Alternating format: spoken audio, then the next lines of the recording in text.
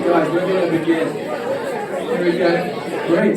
So, this is our first kind of session and time together, and just going to explain what our theme is for this evening, for this weekend. We've got a really fun sort of project that we're going to get into together, which I'll share in a minute. So our theme for the weekend is this. Oh, there we go. Okay, this is our theme. Our Bible verse is welcome, Ben Wilbur. You are the body of Christ, and each one of you is a part of it. And I'm just going to start by telling you what the younger children are going to be doing. So tomorrow we're going to have some sessions for little gems, and what's going to happen is we're going to do a men's and a women's session in here in the morning, and the youth from year 6 up are joining in with that. And for younger ones, we're going to have some little gems sessions. When the men are having their session, then mums will look after little gems, and vice versa. And their theme is going to be around we were made to worship Jesus. We're created to worship Jesus. That's their theme. And then we have kids, which is it's including year 2 as well, up until year 5. And there's basically 2 groups of about 8 of those each, about 8 boys and about 8 girls. And they're going to be doing some Bible study for us.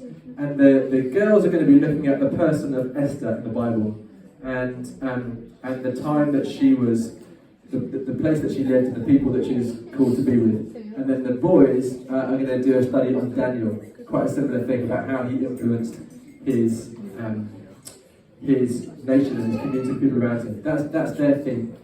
And then the theme for us, what we're going to be doing with us as adults and youth, is we're going to be getting into... Do I mention it now? Yeah. So we're going to be using this tool called the 6 Working Genius.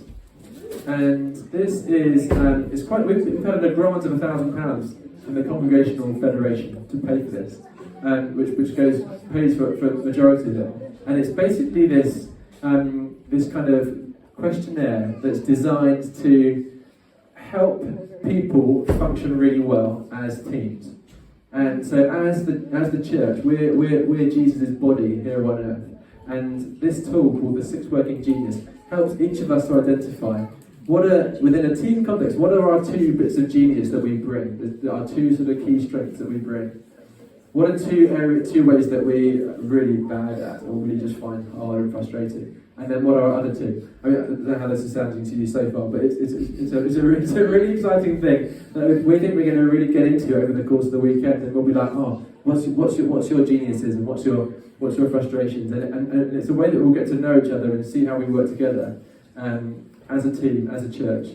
So shortly we're going to be Bill is in a previous life was a consultant, sort of coaching companies and organisations in how to build team and how to do this sort of stuff. So it's amazing that he's going to be coaching us and taking us through our men's session and our women's session tomorrow. He's also going to be leading us in some morning Bible studies each day. So from 8 to 8:30 is our main Bible time, and we're looking at gifts in the Bible in those 2 things. So those are our main sessions, and what I'm going to do in a minute is give everyone a bit of paper which has a code on it, and that code takes you to a questionnaire that you fill out, and that relates to and I'll kind of ask this question: what are your kind of working geniuses within that? Okay, so that's why it's important for you to know the Wi-Fi password for Heatree, which is Dartmoor, lowercase Dartmoor. What else have I got to say before we get into this? I think those are the key things. Let's ask Joe to come up and mention to us, can we? So Joe's done this 6 Working Genius thing before, and I'd like to hear Joe. It's like a catwalk or something. I cannot tell you how excited I am. I am so genuinely excited I can pee myself that you guys are going to get to do this. And I'm going to tell you why. So first of all, it's called, I won't do it just yet, it's called the 6 types of working genius. And if you type it in and you don't type that, you get taken to something else. So some people tonight might feel a bit perplexed if it takes you some weird thing. Yes, shh, boys at the back, I can see you. We're not on a bus. Okay, so I'm going to just tell you a tiny little bit of a story, if that's okay, as to how this has impacted me. So I was a couple of years ago working in a job that I was finding increasingly more difficult to do because I was working for somebody who I found really difficult to work with, and my self-confidence and my self-esteem was just taking a massive battering. And if I'm honest, I felt slightly crushed by it, and it was just getting worse and worse and worse. And I'm quite a positive person, and so I was like going, come on, Joe, you can do it. And I was like trying to rile myself back up and say, yeah, you can, overcome. And I was trying my hardest to keep letting that voice come in, to try and make this situation easier. And in the July, so we were going to have a sabbatical in the summer, a couple of summers ago, and in the July, my boss, who was the one I found slightly tricky, said, hey, in our company, we're going to do the 6 types of working genius, and I want you to do it, and then we're going to have an appraisal, and we're going to discuss it. And I did it, and having felt incredibly rubbish about myself, going from that place, just feeling like I'm being criticised a lot, this is quite a toxic environment, I was really struggling, I went and did 6 types of working genius. And what's incredible about it is there are 6, and everybody, no matter who you are, comes out with 2 geniuses. And no matter who you are, has 2 in the middle that are called your working competencies that you'll find out. And then there are 2 at the bottom that everyone's got 2 that they find frustrating. And there was this moment, this revelation that I had, whereas I am not stupid, I'm not an idiot, I'm not thick, I've not got nothing to bring, I'm a blinking genius. And I've got 2 of them. Not just 1, I got 2. And this feeling of going, and everyone else does as well. It's not like my boss has got 25 and I've got none. We've all got 2. And so I took the summer, and what was incredible is what I felt God start to do in my heart that has increased and increased and increased from that moment onwards, which is to realign something in me, that I'm a genius, that I'm absolutely amazing at these two things of who I am and what I bring to the table, what I bring to a team, what I bring to my family, and what it brought to our marriage, what it did to the way that I do stuff. And now, what's really funny is when you start to learn about this, you'll find out one of mine probably. You'll all go, oh my gosh, Joe is that one, and you'll find it really funny, and you'll come and talk to me about it. So see if you can find the one that I'm displaying right now. But I just want to encourage you. This is so cool. Please go and do it. Talk to me about it, because I'm absolutely obsessed, and there is a massive artificial spike in the southwest, and anyone that I've spoken to buying these, because everyone I speak to I make go and do it, and then we have these meetings. It's so good, and I just want you to say that for me was a turning point. So when I was then made redundant a couple of months later and lost my job, and then have gone through a massive change, and I'm now doing an entirely different job that is stratospherically above what I did before, I feel I'm ready for it, and I feel I'm literally standing in it going, it's okay, I've got this, because I'm a genius. I've got 2 of them actually. Does that make sense? Anyway, so I'm really excited for you, and I can't wait to talk to you all about it. Woo!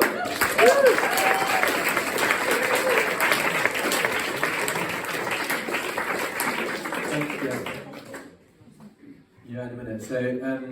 So this is really about us becoming more effective. And it's more effective as a church through knowing how we contribute. But it's also, Jesus says that we're the salt of the earth, the light of the world.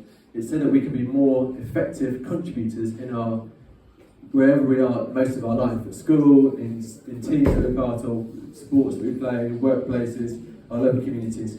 And I'm just going to buzz you through quickly what the 6 working geniuses are. And so, here they are. 6 types of working genius, sorry Joe. The first one is wonder. I don't know, can you see that? The natural gift of pondering the possibility of a greater potential and opportunity in a given situation. I'll go through this quite fast, you'll soak it all in a bit more over time. Next one is invention. The genius of invention, the natural gift of creating original and novel ideas and solutions. Discernment, the genius of discernment, the natural gift of intuitively and instinctively evaluating ideas and situations. Galvanising, the genius of galvanising, the natural gift of rallying, inspiring Joe Watson and organising others to take action. The genius of enablement, the natural gift of providing encouragement and assistance for an idea or project. And tenacity, the genius of tenacity, the natural gift of pushing projects or tasks to completion to achieve results. So shortly, we'll give you some questionnaires which you can then fill out, and I'll hand you over to Bill to say a bit more. Before that, Alice. So why we're doing this is because we don't want to have nice ideas about changing the world. We actually want to be effective in all our team situations, whether it's in school, in university, in charitable projects or endeavours. We want to grow in our self-awareness to deliver change. And so we need each other, and we need to know where we contribute and where our strengths are. Also in our workplaces, I'm hoping that the Holy Spirit will be inspiring us to think how people are working, and so we're really effective in our teams at work as well. Secondly, the data is really out that the best way to mobilise young people, or to form young people into really happy, functional, resilient adults, is to be part of a multi-generational community where they are not siloed off, maybe with a bit of mentoring over here, but they're integrated. So as safely and as honourably as possible, can we all just give a big round of applause for our Year 6 up, who are all integrated fully.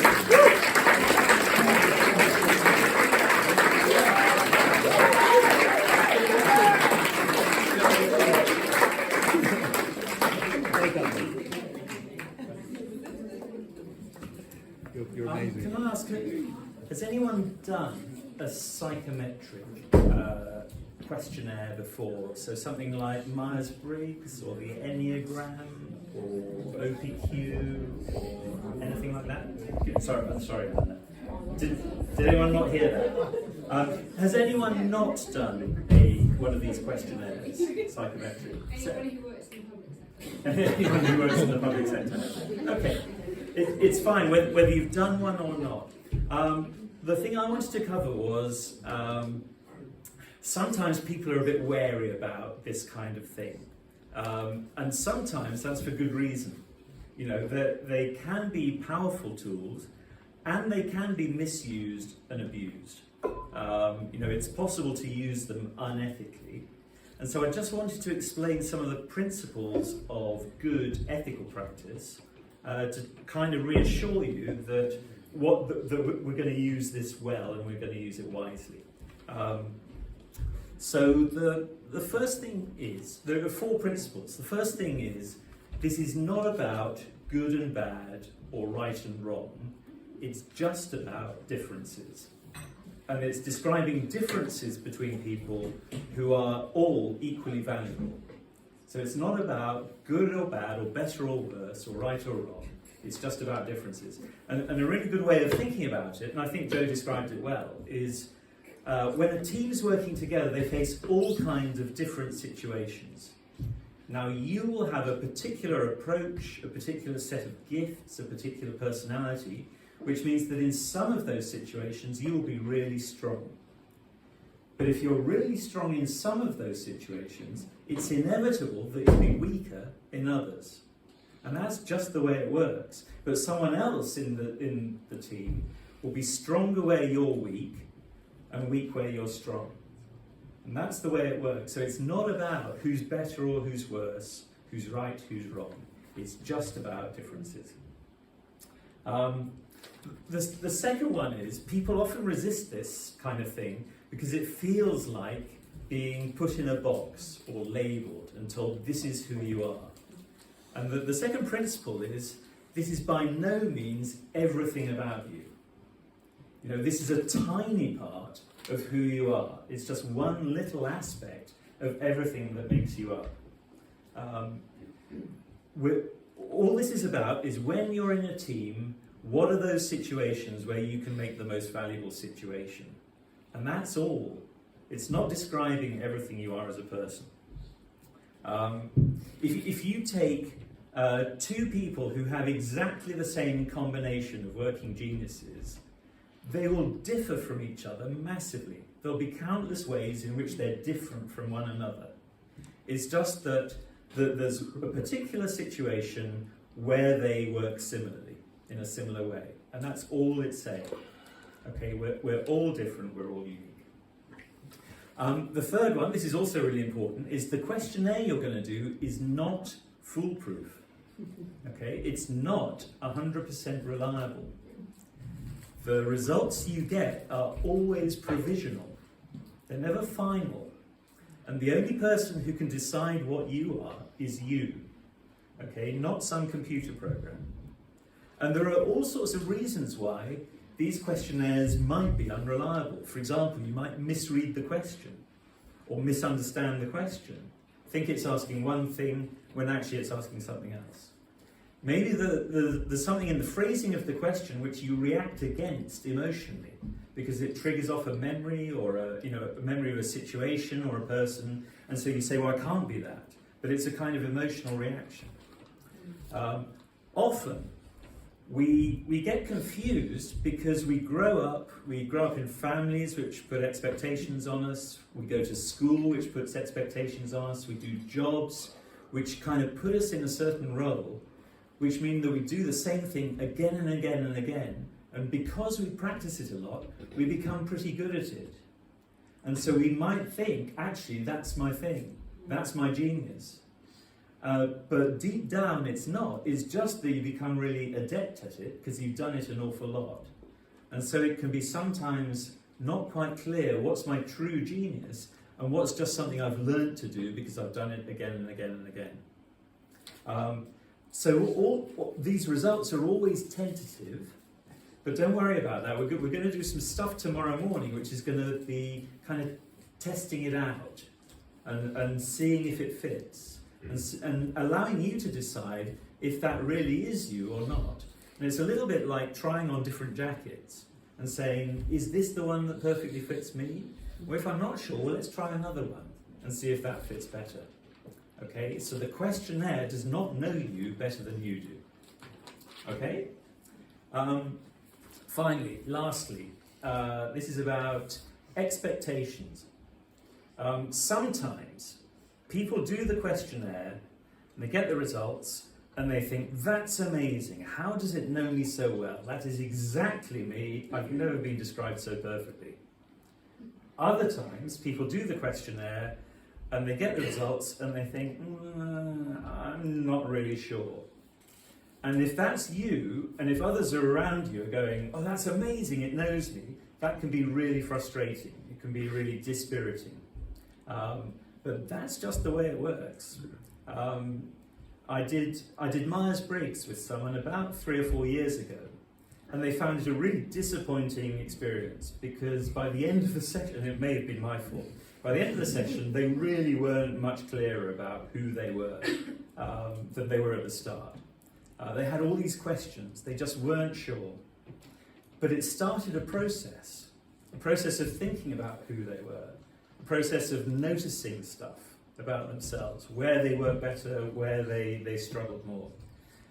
And today, as a result of starting that process, they know themselves far better than they did 3 years ago. And so I think what we want to do with this tool is kind of not just do it this weekend and forget about it, but kind of make it part of our toolkit and refer to it, not just this weekend, but on into the future. And I'm sure that if you engage with the process, then in time, it will really pay results. It may not be this weekend, but you will get there, I promise. Okay, any questions? What questions do you have about using this thing? Yes, Lizzie. Just that there's lots of us here, but there are some people that aren't from Hope family. What about them? Yeah. That's great, that's one. Okay, so if you didn't hear that, Lizzie's question was, what about the Hope people who aren't here? Will they be part of this? We're recording everything we do, and they will be able to do the questionnaire and join in as well. Thank you, Lizzie. Anyone else? Great. Then I think that's it. Going to give you a bit of paper in a minute. and then you can scan this QR code or type in this website address, and that will take you to the questionnaire. And it's 42 questions, so it takes about 5-10 minutes. So some people might want some help using the QR code or with the phone. Don't take it too seriously. Just answer the questions. And the idea is that you can do this evening sometime. So you'll do this. Try and do it sometime this evening, and then it will. And then it will give you your kind of suggestions of who you are, and then you bring that along to the sessions tomorrow. So we've got a men's session first, I think it is. And Bill will take us through that, and then after that a women's session. So that's the plan.